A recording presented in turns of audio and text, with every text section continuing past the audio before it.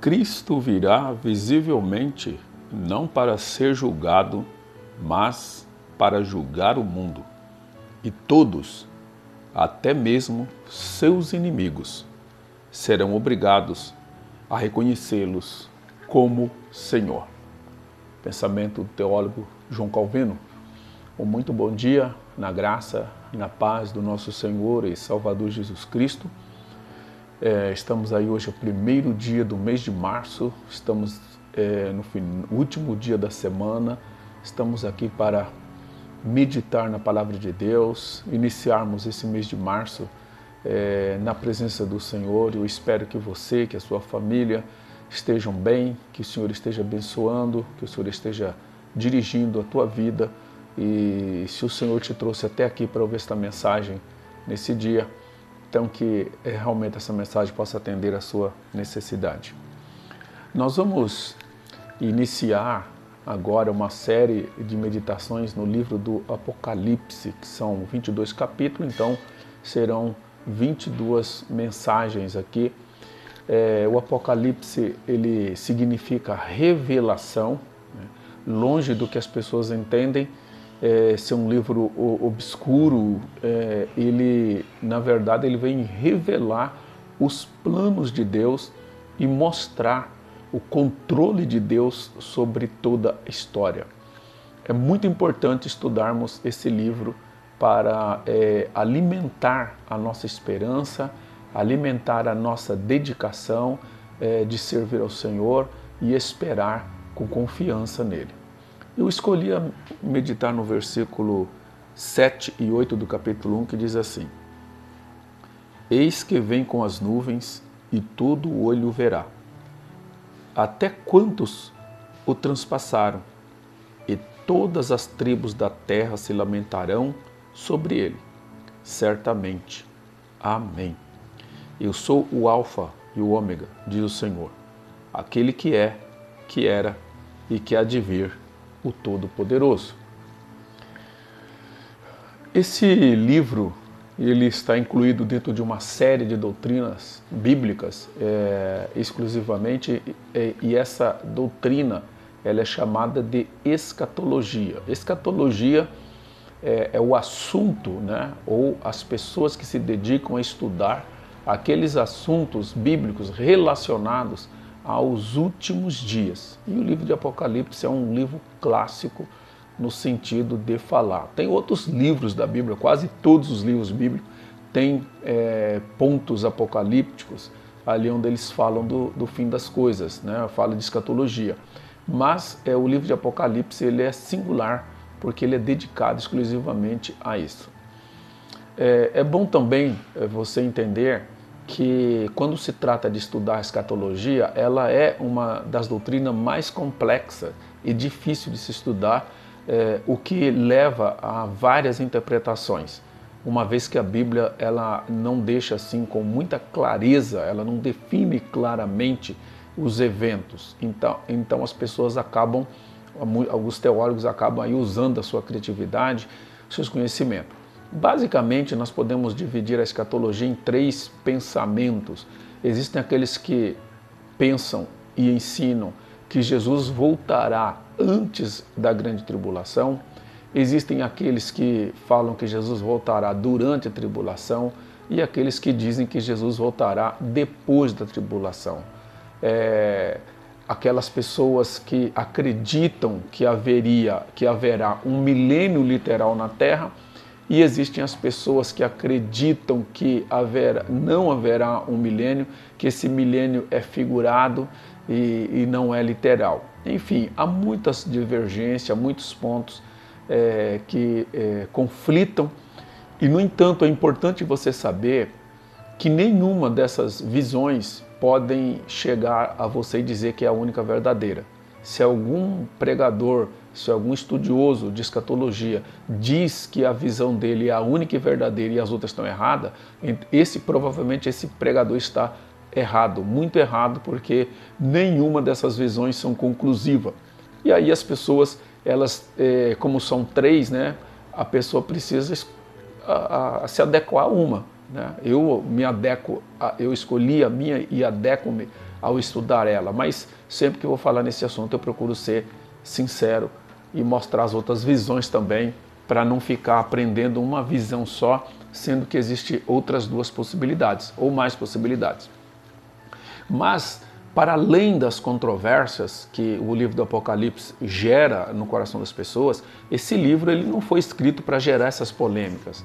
Esse livro foi escrito primeiramente para trazer esperança para uma igreja que estava sendo perseguida pelo Império Romano, pelos judeus, uma igreja que estava sofrendo as consequências do Evangelho. Esse livro foi escrito para trazer alegria para os cristãos, para a igreja.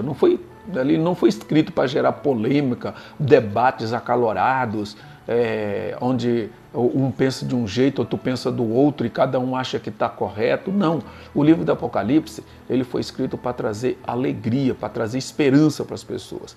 E o primeiro ponto que nós observamos aqui desses versículos que nós lemos é o que fala sobre esperança e consolo.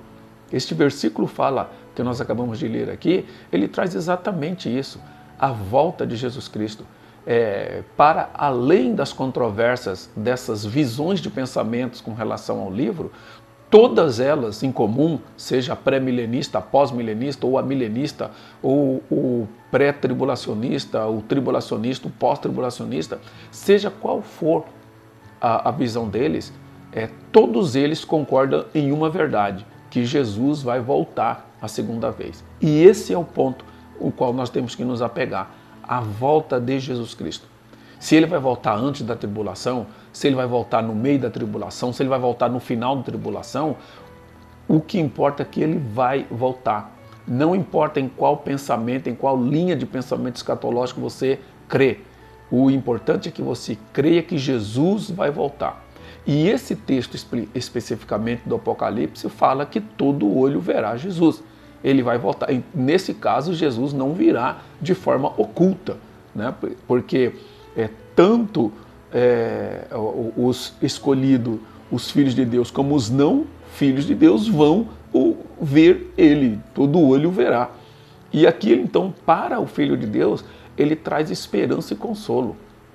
É uma esperança e deve ser uma esperança e um consolo para mim, para você, saber que Jesus vai voltar. E ele pode voltar hoje, ele pode voltar amanhã, mas ele vai voltar, porque toda promessa de Jesus é cumprida. Um segundo ponto que esse texto que eu li para você nos traz é a questão ele nos traz um chamado ao arrependimento. Porque vai dizer aqui que as tribos vão se lamentar ao ver Jesus voltar. Deixa eu ler de novo aqui o texto, e ele diz assim: eis que vem com as nuvens aqui tem a ver com a glória de Deus, a nuvem está sempre relacionada à glória, ou seja, ele virá em glória, e todo olho o verá, todos aqueles que estiverem aqui na terra vão ver a volta de Jesus. Até quanto os transpassaram, até mesmo aquelas pessoas que mataram Jesus vão ter que encará-lo um dia. E todas as tribos da terra se lamentarão sobre ele. E se lamentar aqui significa que essas pessoas vão entrar em pânico, eles vão entrar em desespero quando Jesus voltar, porque nós estamos vivendo hoje estamos iniciando um período de carnaval no Brasil, onde as pessoas estão extravasando a sua alegria, entre aspas, estão se divertindo, estão praticando orgias, estão desfrutando de todos os desejos perniciosos e da carne. Mas no dia que Jesus voltar, as pessoas vão se lamentar, porque elas vão saber que está vindo o juízo de volta para eles. E o juízo virá, e é um juízo eterno.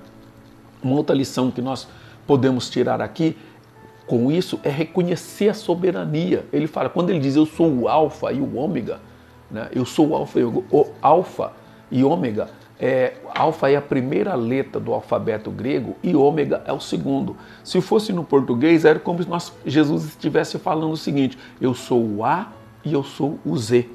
Isso significa que Deus ele é todo poderoso. Tudo que você conseguir escrever com o alfabeto, no caso, vamos dizer no nosso caso português, tudo que você conseguir escrever com as letras do alfabeto é possível de Deus realizar. Ele é tudo, Ele é capaz de tudo, então Ele é soberano. Nos resta uma outra lição que é vida de santidade. Ao saber que Deus é soberano, ao saber que Deus é poderoso, ao saber que Ele é todo poderoso, resta a nós saber que Jesus vai voltar a buscarmos uma vida de santidade. Pare de ficar debatendo, pare de ficar discutindo assuntos de menos importância. Jesus vai voltar e nós precisamos viver uma vida de santidade. E viver dessa vida de santidade, o nosso dever é o quê? É proclamar o Evangelho. A nossa missão é falar para as pessoas que Jesus vai voltar. A nossa missão é anunciar a volta de Jesus. Não é ficar discutindo que eu creio nisso, eu creio naquilo outro. As pessoas estão morrendo e estão indo para o inferno. E não estão ouvindo falar do Evangelho. Não estão ouvindo falar que Deus quer salvá-las dos seus pecados. Para que elas se arrependam dos seus pecados. Para que elas mudem de vida. Para que elas tenham uma nova esperança e uma esperança em Cristo. Amém? Que Deus te abençoe.